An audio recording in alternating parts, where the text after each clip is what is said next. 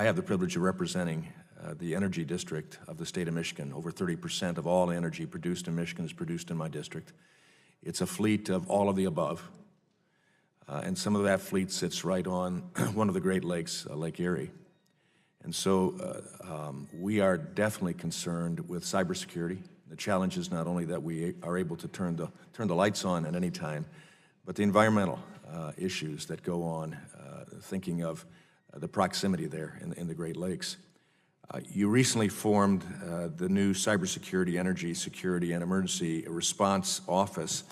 I think that certainly shows, I believe, that you believe that elevating cybersecurity functions to a Senate-confirmed Assistant Secretary level will help intergovernmental and interagency communications and multi-directional information sharing with the Department of Energy's ability to appropriately and quickly address cyber-related emergencies, and I thank you for that.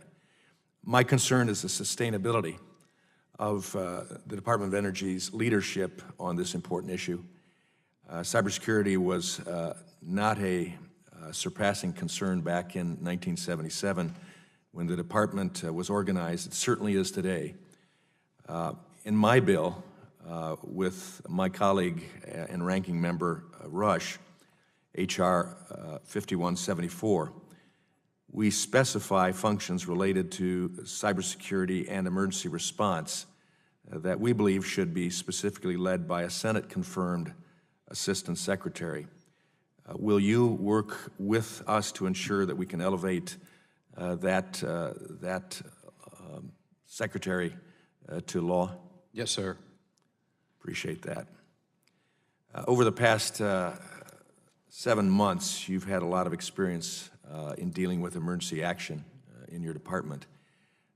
During appearances before the committee in January, your Deputy Secretary and Undersecretary for Energy said that expectations for DOE's emergency response exceeded its authorities, if I recollect correctly. From your experience to date, do you think there may be some additional tools or authorities DOE could use to help improve the ability of the agency's deployment of resources in an emergency? Yes, sir. I think it's always a thoughtful conversation to have to discuss with Congress and other agencies to make sure, you know, we complement when we need to complement, but if there's a direct line of authority, that it's very clear, very precise, so that no one gets confused about, particularly during an emergency situation, who's in charge. I appreciate that, and we would definitely want to work together with you on that.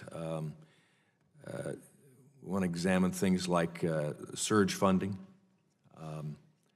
or some other mechanism to enable DOE to have access to resources so that the department can respond more rapidly.